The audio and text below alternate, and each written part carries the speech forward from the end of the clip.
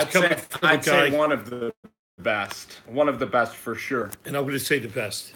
And when Sit back and look at the camera there. you look at the 30 for 30, documentary series, I would say that the Todd Marinovich one was pretty good. The Notre Dame Miami one was good, but Sit back. the Cleveland Browns one with Art Modell was really good. But I think that Well, let's talk about it without getting into I that. think that the Bill Dive right Parcells into one it. was just I just thought it was amazing how like they We'd like your circled comments. around the wagons of three franchises: the Giants, the Buffalo Bills, and also not the Bills, the Jets, the Giants, and the Patriots. I just thought it was amazing. I thought Bill Belichick, it showed his brilliance throughout the entire documentary. Bill Parcells and everything that he meant to him. It's a complicated relationship, but I thought it was really a great relationship. I thought it was really deep and really layered, and it really shows the interplay between three franchises, excluding the Browns. Obviously the New York Giants and the time that Belichick spent with the big tuna, with Parcells himself, the turbulent times when they were at opposite ends. One of the climaxes was when Parcells was coaching the Cowboys, and Belichick came in, and they basically didn't even look at each other. It was just a stare, and they showed that over and over again. That was pretty cool. Yeah. And how over the years these guys, obviously have a lot of respect for each other, but how it all came together on a golf course. So many things happened on the golf course, and they kind of like buried the hatchet there. And now Parcells is 75 years old, and just to see them watch all that footage together, sitting there side by side, even the awkward moments, I think it was really done well. It was really layered. I thought so too. I thought that the craziest part of it, well, I thought that, Bill Belichick, was often like Bill Parcells' little whipping boy for a lot of the documentary. And I thought it was, Bill Parcells, he didn't communicate with Bill Belichick, that he was thinking about retiring from the Giants in 1991. And I thought throughout the documentary, maybe Bill Parcells would be a little envious of the success of his predecessor, which really was Bill Belichick. I thought it was a great documentary, and I think it's a little bit like Doug Peterson and Andy Reid, but I really think there's two interesting points here. In 1991, if Bill Parcells told the Giants and Bill Belichick that he was retiring, the Giants could have hired Parcells, and then Parcells would have, or the Giants could have hired Bill Belichick. Belichick would have never gone to the Browns. In 1995, when Art Modell sold the Browns to Baltimore, so that allowed Bill Belichick to come back to the Patriots. And I think it was also interesting that Bill Parcells, Belichick, Crennel, who Al Groh was the other guy, who was there. They had the all-star cast right back in New England. They just got to a Super Bowl championship. It's unbelievable how Kraft and Bill Parcells were such enemies at that time that Kraft wanted to interject his expertise into football, and Parcells was such an enemy to him at that time, or there was such animosity there. Let's forget I can't believe that Patriots thing fell apart in 1995. I can't believe they were all there, and that was so interesting, the animosity between Kraft and Bill Parcells. Well, let's take the actual quotes. I like going back there. Basically, Parcells was really, I guess you could say, snarky, and he said, "If you expect me to cook the meal, why don't you let me shop for the groceries?" And then Kraft said, "Well, I think the groceries are pretty good. I think they're pretty good." So that became kind of a symbol for the fact that Parcells didn't respect Kraft. Kraft was a new owner. Parcells said, Kraft wants me to teach him everything. I can't teach him everything. So there was a tremendous conflict between Kraft and Parcells. Parcells got out of his contract, and then that really upset Kraft because Parcells had like 4 more years to go. Parcells got out of it. Kraft called, make sure you're cognizant of both cameras, Parcells called the league office. Actually, it was Kraft who called the league office, and the league wouldn't prevent Parcells from getting out of the contract. And obviously, Kraft said, the league wasn't as pure as they say they are. So you can see all these different interplays, all these different conflicts, and just all in one. How long is that? 2 hours? Would you say? Well, what Kraft was saying to the league, was he saying to the NFL, why do you want Bill Parcells to go No, back to the Jets? no. He was Why saying. was he angry with the commissioner of the NFL? I'll answer the question. He's saying that the Jets tampered. When you have a coach who has an existing contract with the team, you cannot reach out and try to hire him or even negotiate with him. The Jets obviously did that. So the Jets tampered, and that was wrong. But the league kind of kept their hands off, and the situation was resolved, as you recall, when the Patriots gave some draft picks. Who was it? To the. I hope I'm not confusing this. To the Jets To the Jets, and Bill. and then finally the Jets relieved Belichick of his duties. Belichick finally, Right. finally But you're went back to the talking about- Patriots. you're talk- I'm mixing two You're eras, I missing think. the story. Yeah, that's all I'm right. talking in 1995. Did the commissioner of the NFL, Paul Tagliabue, did he want Bill Parcells to coach back in the New York market and leave the Patriots? According to Kraft, he did. And not that he facilitated and that it. is pretty insane. It's pretty insane, but you know what? That is He wanted the commissioner best. of New York's the biggest market, right? So they wanted a lot of juice to go back to New York. And when the Big Tuna went back there, comments? Yeah, just people saying hi. You know what it reminds me of? What Paul Tagliabue did with Bill Belichick and with Bill Parcells and the Jets. It reminds me of when David Stern said that Chris Paul could not play for the Los Angeles Lakers when the commissioner overruled the sport pretty much. And for the commissioner to have that much power over Robert Kraft is really interesting. Bill Parcells really hates Robert Kraft. That whole part I didn't know. I saw that. And Bill Parcells wanted to obstruct Robert Kraft from getting Bill Belichick. But here's something that I want to ask you a question about. Sure. In 1995, Bill Belichick, I guess, in Cleveland was okay. He did lead them to the playoffs.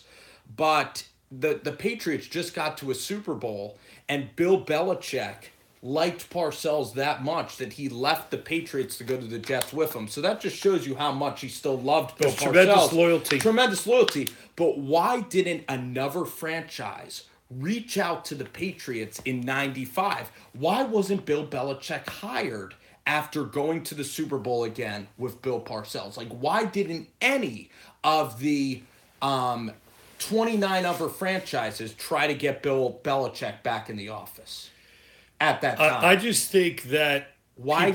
I truly believe the answer to the question, people underestimated Belichick. He's a little guy, never played football, really smart, but quiet guy. So I think only the people who really work with him, like Parcells, Al Groh, that group of people really valued him. And remember, there was a time where Kraft was on the cusp of hiring another coach. Carroll.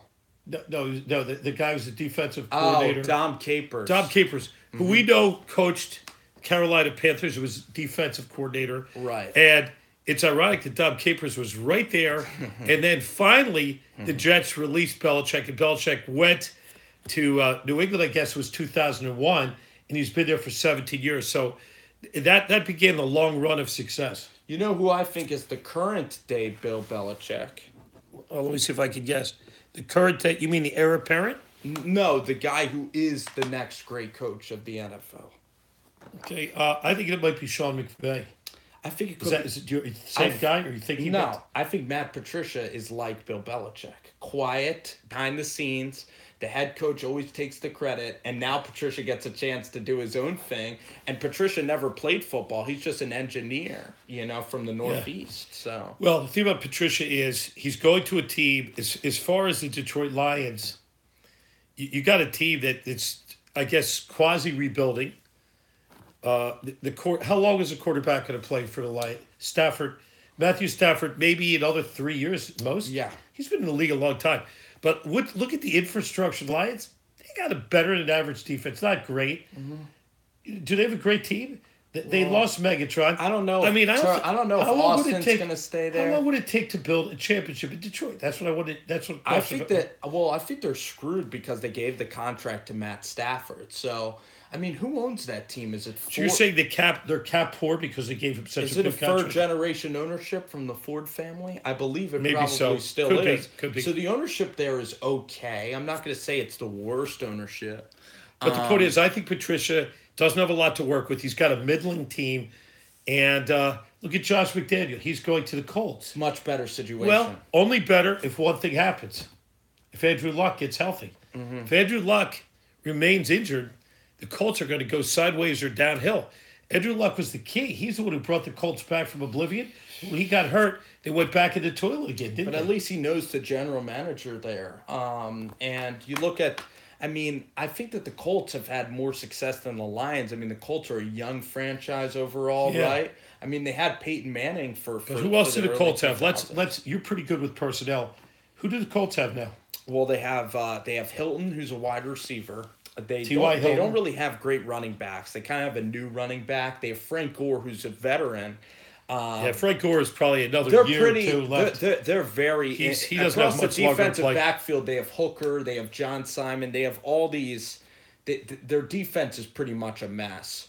Their offense. Their defensive line. Their offensive Defensive line, line. anything special? Their offensive line's not developing. Their D line, that's actually the worst part. The secondary is actually the better part, But they're drafting kids. They're coming up, But I wanted to talk. I mean, I could obviously. Let's just wrap up. Let's wrap up the Bill Parcells. And then we'll go into a little Super Bowl.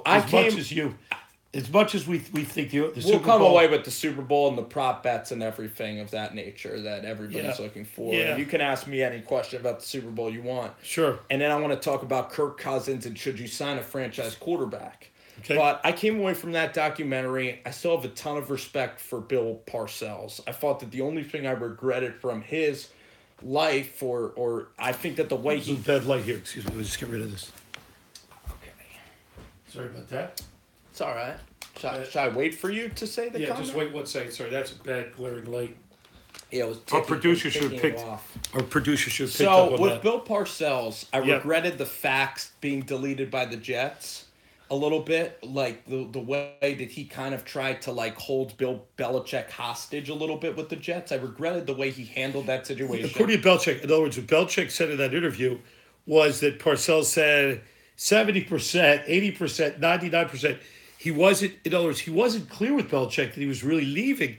So Belichick really had indecision and basically left, and he blamed Parcells in that press conference. But He can sure I tell did. you the diabolical thing that the Jets did? And I don't know if Parcells was involved in this at all, but the deleting of the facts from Kraft. That's really offensive to your long-term mentor, is deleting the freaking facts from The facts Robert would have gotten Kraft. hired. It could have gotten him hired. Shouldn't...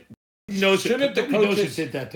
I mean, that's still a bit of a mystery. But you believe Parcells are the hand. Well, shouldn't the coaches have the ability to understand or know who wants to hire them? It would never happen in this day and age because of phones. You know what it is exactly because of phones. You wouldn't have to wait for a fax. You would text the dude, right? You would immediately Kraft would text Belichick. Parcells. It's just as a different He era. hated Kraft so much that he probably deleted the facts. But you know what else was a crucial, which ended up biting the Jets in the rear end, is that James Dolan and Woody Johnson are two owners that really don't have a lot of clout in this league. And James Dolan, you talk to every Knicks fan or most Knicks fans, they really dislike James Dolan. James Dolan, again, just to and give Woody Johnson it kind of had a rocky ownership, to say the least. Let's give it some context. And Belichick hated them.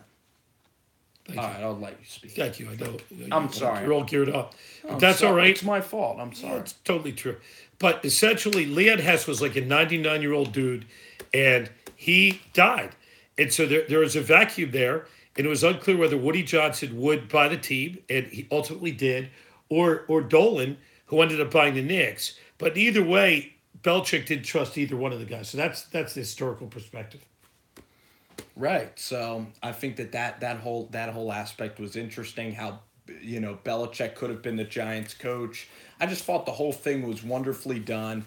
Bill Parcells needed to go the classic route the entire time.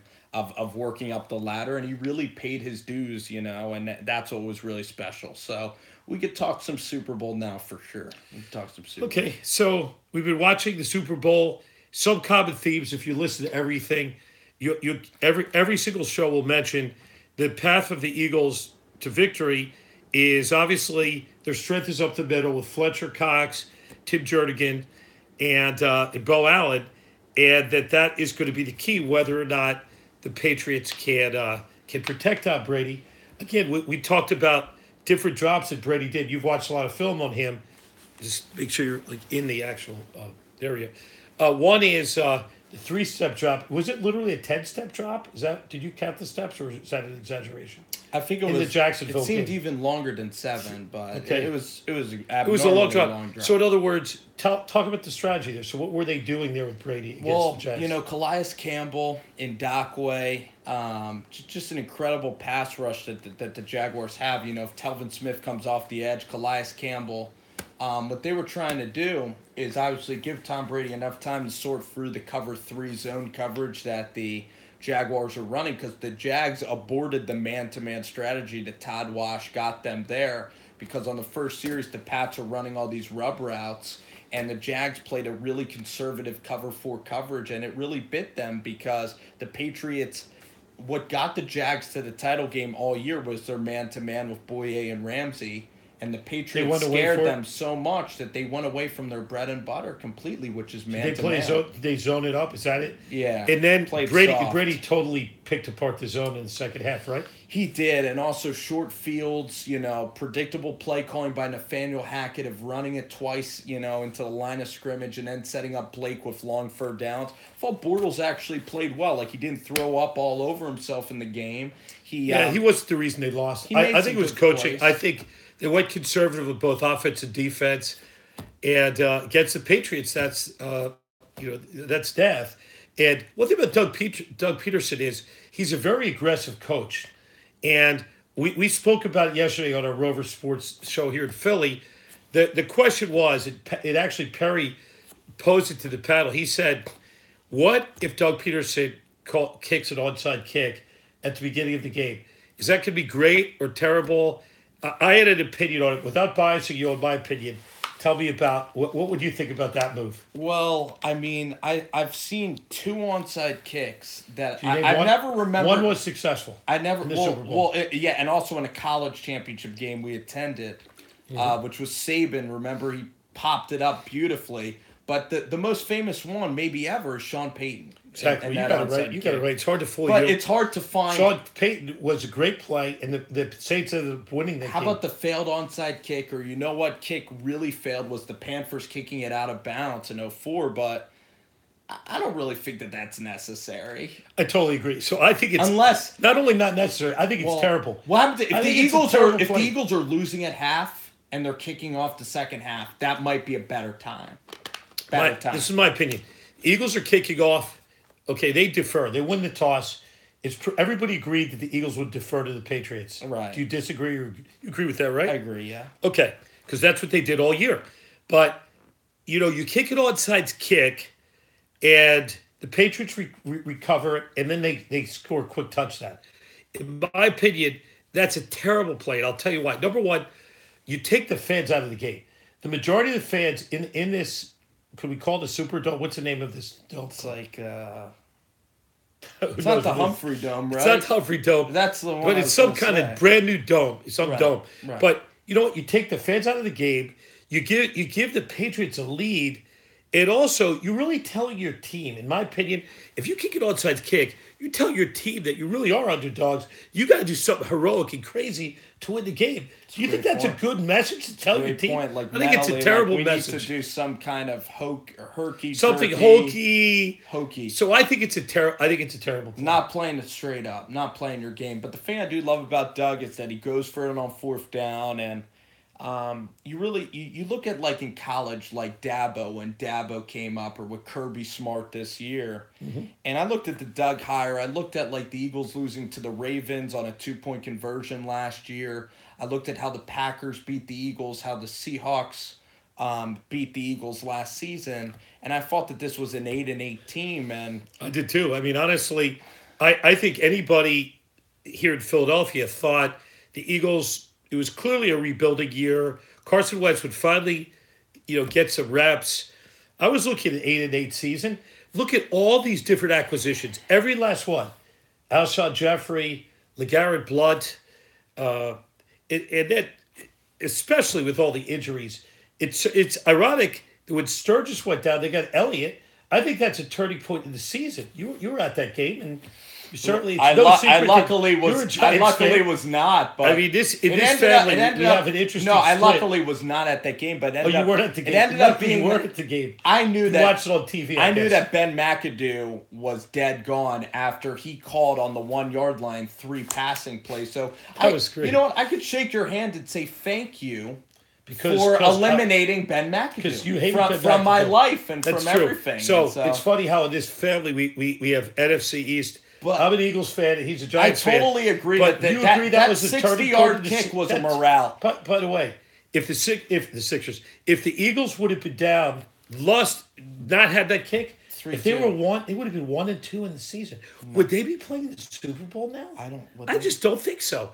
This is. I just think that did lead to 2-1. That was a sentinel turning point in the season. Much like Patrick Robinson's pick 6 was a sentinel turning point in the Vikings NFC Championship game. But I can't imagine anything. I can't argue that the Eagles wouldn't have still been a really good team this year. They might have been a good team. It sure helped. But would they have been a Super Bowl But team? The Chargers... 13-3? No. I think that the pivotal turning point for me was the Aguilar touchdown against the Cardinals. When they beat the Cardinals 38-7, I'm like, that is an abnormal way to play the game of football. Right. If you ask me, one of the games I think was key. It's like the Carolina. You could look at I mean you just said it right there. I think when the Eagles went away to Carolina, and they played a dominant game, and I'd say Nigel Bradham, if you remember that game, he had like 15 tackles. That was his coming out party. You saw signs of greatness, and when Wentz went down, and I was at the LA Rams game, and when Wentz went off the field with that towel over his head, I thought the season was over. I think most Eagles fans thought that having Nick Foles in there, and again, when you look at his performance in the Oakland game, which was horrific, in freezing cold temperatures, and even worse, in retrospect, the Eagles totally, if you're going to tank, they weren't even trying to score in that Cowboys game. And Nick Foles also looked terrible. So whether they were playing possum or going vanilla, there was nothing about those last 2 regular season games, and you saw them, they were pretty boring games, weren't they? Here's the thing. Horrible games. If you're going vanilla, it wasn't like Nick Foles came out, it was like a jack-in-the-box in the Falcons game. I mean, he had a couple of plays, but, scoring... He wasn't great. They didn't win because of him. He was okay in that game. He was serviceable. Against the He Vikings. was Alex Smith. That was a masterpiece. Was he a game manager in that game? But somehow against the Vikings, Foles... They drew up a great game plan, a ton of momentum. When you have a lead, it's easier to be loose. Nick Foles was just incredible. It was one of the best games he's played as a pro. And really, you look at the NFL right now, Bruce, and it's crazy to kind of say this, but the quarterback position this year has been devalued, in my opinion. When you have Blake Bortles, Nick Foles, and Keenum in your Final Four, Tom Brady he's not a regular quarterback. So what I'm saying to you is that I think the Eagles, because Carson Wentz is so inexpensive, he's on a rookie contract, it gives them the ability to afford Malcolm Jenkins, a lot of cap room, right? Brandon Graham, Fletcher, Curry. All these guys have been signed. Jordan Hicks. I mean, this defense, you have even guys that are hurt. Like Jordan Hicks is hurt. What's his name? Sidney Jones didn't even play. Sproles is hurt. He's your the last 3 years, he's your biggest offensive player. Sidney Jones, you have the luxury, even though he's kind of healthy, I wonder if he'll be activated in the Super Bowl. I don't know that. You know what? Sidney Jones had a hamstring injury 2 weeks ago. I don't know. I doubt he'll be activated in the Super Bowl. Can I tell you how can you play a guy in the Super Bowl who hasn't played at all? Whatever. That's the silly. Craziest thing is how good Robinson has been. Patrick Robinson had a horrible preseason. Speak to that. Yeah, Patrick Robinson. Saw a lot of he was getting burned by the Dolphins guys. By Landry and Parker all game. But you look at Jalen Mills. I think he'll be a Pro Bowler someday. He never gets the respect he deserves. I think Jalen You know who Mills gave is him a top respect? 10 corner. Who gave him respect 2 weeks ago? Minnesota Vikings. They didn't throw to Jalen Mills. What did they do? They torched Ronald Darby Right. for the whole first quarter, Right. and then Mike Zimmer went away from throwing to Ronald Darby, much to the Vikings' detriment. Another bit, I think just that a little. They went away from the running game. By the way, let me just give They you a put bit too of much news. on Case There's a Keenum's news flash. Ronald Darby has a really bad flu now. I don't know if you knew this. Just a little bit of an inside. Ronald Darby has a terrible flu. He's been sick for a few days. I don't know if he's going to get better. I mean, obviously he'll get better. But there is a flu within the Philadelphia Eagles team. So that's certainly not a favorable thing. Yeah. And as we know, they're on the 12th and 13th floor of what hotel? I think it's a Sheridan. Of the Sheraton in Minneapolis. And who's also on the floor? Clay Travis, right? Yeah, and his Our boy producer. Clay Travis from Outkick Your Coverage, right? Right, Outkick right. the coverage. And so that's not a good thing when your whole team has a flu. But No. I don't know if that's affecting the betting line at all. No, but I was going to say is that, I think that once you pay Carson Wentz, the defense is going to get a lot worse. And that begs the question. I know Carson Wentz is a once-in-a-generation player, but why would you go out and sign like the Staffords and Cousins of the world? Why don't you just draft rookie quarterbacks so your defense can be elite every year? Is that a serious That's question? what I would do as a general manager. Okay, let me just get this right for you guys. Is this a serious question? You're saying if you're the Eagles... No, I never said okay, that. Okay, I'm sorry. I said Carson Wentz is above he's above Well, the average. question He's is, like Jimmy Garoppolo. But the question is, but I'm saying, could you get? Here's the question, really: could Carson Wentz somehow structure it, make it very cap friendly for the Eagles, much like Tom Brady's done, much unlike Drew Brees did, so that they don't blow the whole bank on him? That's a great question, but that leads me into the question: at the end of this year, the Eagles are going to. They're going to have an egress of, I'd say, at least 7 to 8 players who are free agents who won't be signed. This will be their last game for the Philadelphia Eagles. Who are those And we were guys? just going to list it. Why don't we just go back and forth? I have a pretty good idea of the list. Yeah. These guys won't be back. You I'm want me not to- sure of the list, honestly. Okay.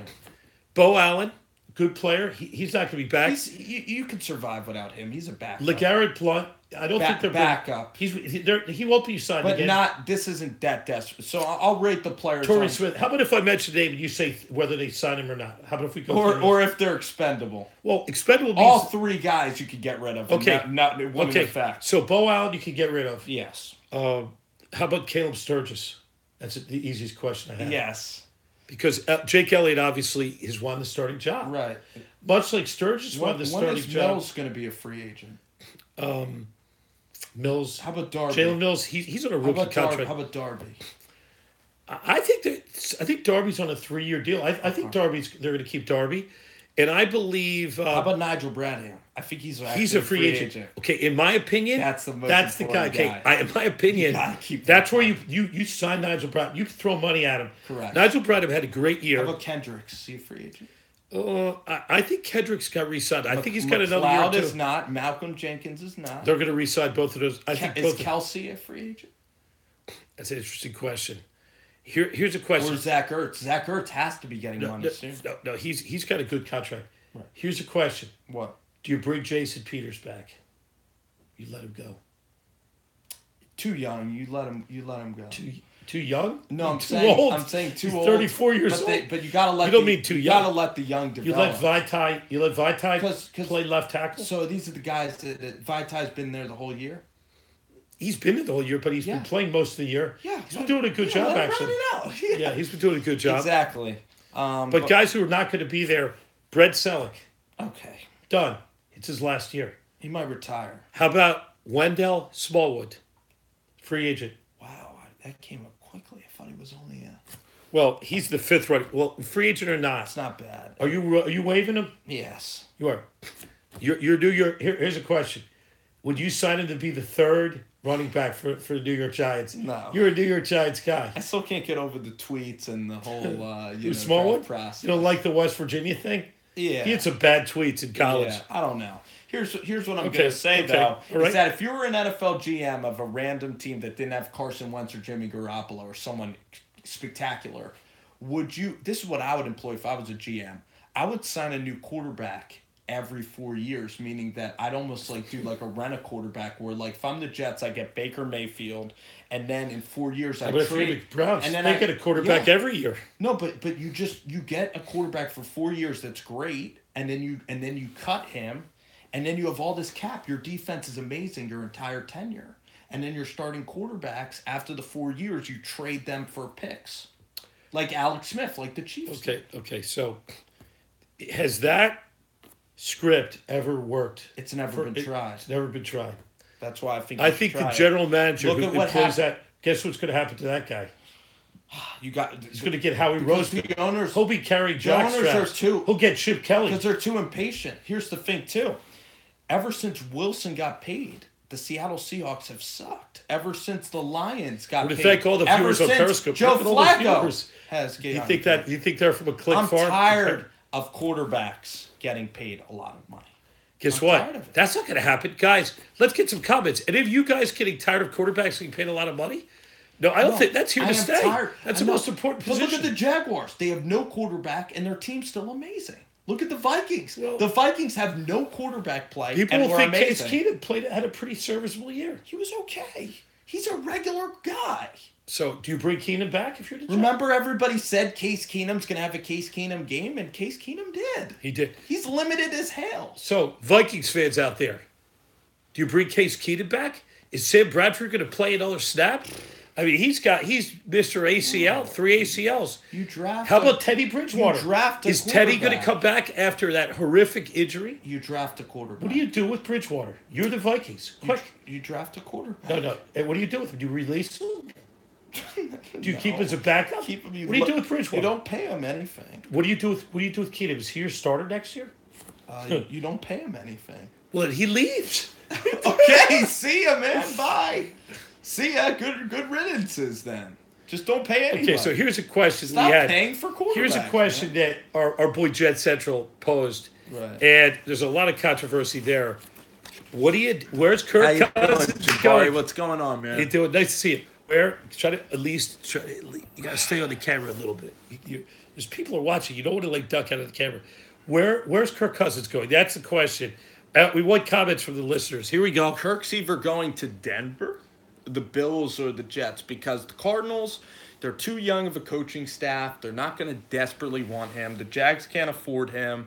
Someone says the Cleveland Browns, but why would Kirk Cousins want to go there? He does a lot of research. Kirk Cousins plans out everything in his life. You saw that interview with Kirk. So Kirk Cousins does so much research. It's either John Elway, Demaryius Thomas, and Emmanuel Sanders, and unfortunately, I can see the downsides to Denver are that Vance Joseph doesn't know a lick about offense, and he's one of the worst coaches in the NFL. Your roster is old, getting worse, and getting older.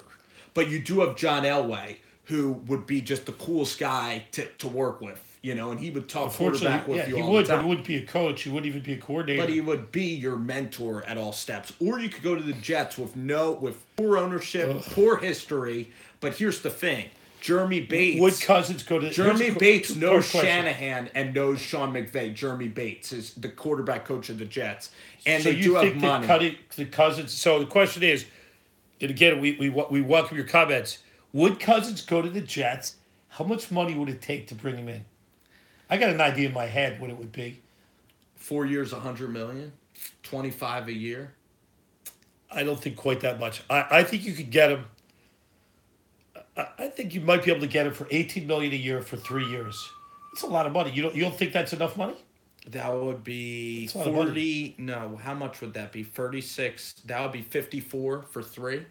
I actually don't. I think it's going to be much higher than that. You're going to be in the 20s for sure. I disagree with you there. Okay, I'll say 20. But the Jets, you have a ton of free agent cap, so you could be a legend in New York. You'll be the best quarterback that they've had since Chad Pennington. And then you look at the Jets, they have a ton of free agent money, and they also have the 6th pick, and so your team could have a chance to be good. Problem is Todd Bowles. I don't really love Todd Bowles. I think the best option is if Kirk takes a pay cut with Jacksonville or the Broncos. I think that Kirk could go to the Bills. The Bills have a ton of draft picks. They're just a quarterback shy. They have a great defense. I like that. I think Kirk. He's that would be a lot of fun. Where does he want to retire? He wants to go to Michigan, to some rural area. He probably could handle Buffalo, I think.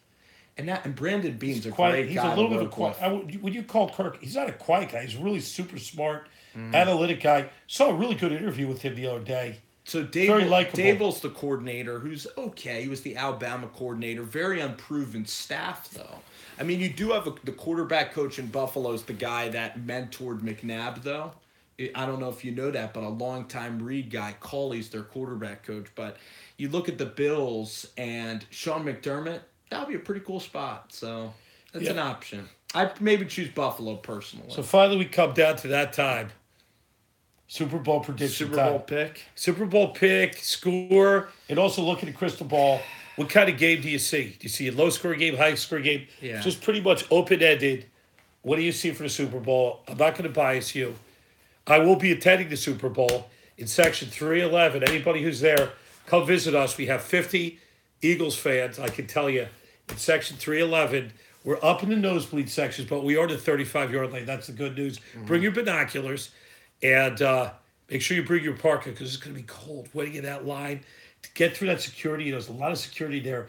It's going to be like 6 degrees. I like that's going to be freezing cold. I like that the way they handle the Super Bowl though, and I can't wait. You know, every year you look at the Super Bowl, and for all the teams that aren't in it, you know, I can't wait for Atlanta next year. You always plan on next year being. I think we're going to be in Atlanta. Let's go to Radio Row. We had alligator arms this year. I want to bring this audience. We really didn't want to go to Radio Row in Minnesota, but maybe it would have been fun. I mean, but we don't exactly have the most extensive group of contacts either, so it's not like people invited us and we didn't go. Nobody invites us. We always invite ourselves. We're going to the Combine, aren't we? Yeah, that's going to be good. Let's hope we get in contact with the NFL there and get to go. You got credentials. You're going to go. You have draft credentials. Yeah. Senior Bowl credentials. It would be great. Senior Bowl credentials help you at all. Will that help you with the Combine? Do you think? Yeah, we got to use our fans. And John, my co-host here is going to the game, going to the big game, and yeah, I'm going in. I'm going with some people here from Philly. We got a pretty cool thing.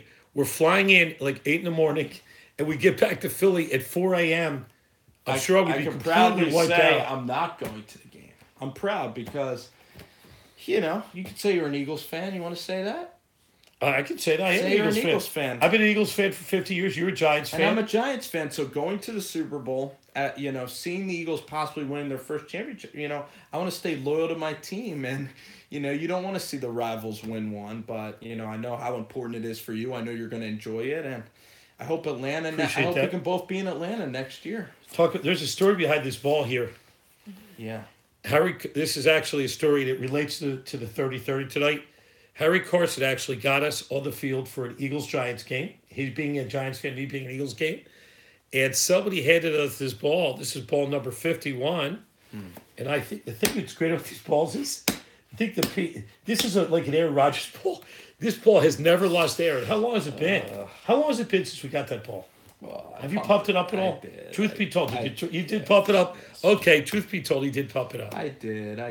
And how about the story behind this? Today, Aaron Rodgers. How about this seat cushion from the Dallas Super Bowl? This is a Dallas Super Bowl when Aaron Rodgers. We actually had no rooting interest. I think I was rooting for the Packers. We adopted the Packers. I like the Packers. And they did actually win that game. Yeah, they did. Tell about the Packers fans. How were they? Were they nicest? Were they the nicest fans ever? You couldn't tell if they won a Super Bowl or not. We were riding back in the bus. It was quiet. We were the loudest ones. We were loud. Yeah, and we had no interest in the We were professional fans. We were hired by the Pack to root against the Steelers, which is easy to do if you're on the other side of Pennsylvania like we did. Right. But that's where we got the seat cushion. Absolutely. You know, but listen, man. You know, I look at the. Let's talk about the game itself. Aaron Rodgers. I know we've been all over the place. Aaron Rodgers threw a football at Dan Patrick's producer today. It almost blew his head off. Did it hit him in the head, really? No, he dodged it. It was hysterical. I'll show you the clip later. Anyway, we're going to go pretty soon. My pick is 28-24 Patriots. Close game. Patriots eke it out late. What about My prediction is, following the template of your team, the New York Giants, which you recall well because you were at both Super Bowls, because your dad took you to both Super Bowls. I know who your dad is, but I hear he's a pretty decent guy.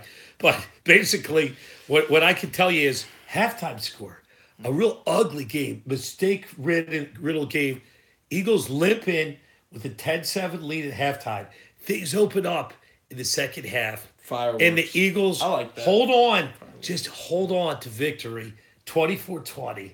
And the The Philadelphia opposite of fans, the simulator. yeah, the opposite of the sim. The simulator was, of course, that the Patriots would win 24-20. But me being an Eagles fan, I've been waiting. I've been going to 50 years of Eagles games. Literally one game a year, at least for 50 years. That tells you I'm very old. And I'm trying not to admit that. You're bragging. And I'm not bragging. I wish I was younger, actually. But you know what? I'm bragging because I'm very proud of the team. Okay. And if they win the Super Bowl, it will be the greatest day in Philadelphia sports history, I believe.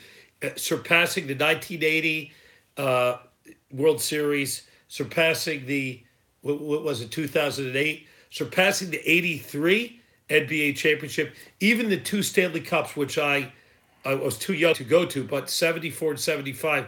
If the Eagles win a Super Bowl, I think this town of Philadelphia will go absolutely nuts. And I think that they'll finally, they're not going to match up to their NFC East brethren who have multiple Super Bowls, each one. If we look at the Giants have 4 Super Bowls. The Cowboys have how many, like 6 maybe? They've got a bunch. How many do the Cowboys have? Did they win any in the 70s? I think they might. They have a bunch. Well, I know that they won. And 4. the Redskins have maybe 3. How many do the Redskins? I think 2. 2. And so the Eagles are on the precipice of their first Super Bowl victory. Right. So we want to thank everybody. We are Rover Sports. We're here in Philly. 5 championships. 5. Okay, there we go. Thank you. That's what's great. 5 championships. All right, we got that corrected. Pretty good. And pretty good. I'm Bruce of Sports Talk. I'm here with Spencer G. We're on Periscope. We're on YouTube. Yeah. And we enjoyed talking to you guys tonight. It was a lot of fun.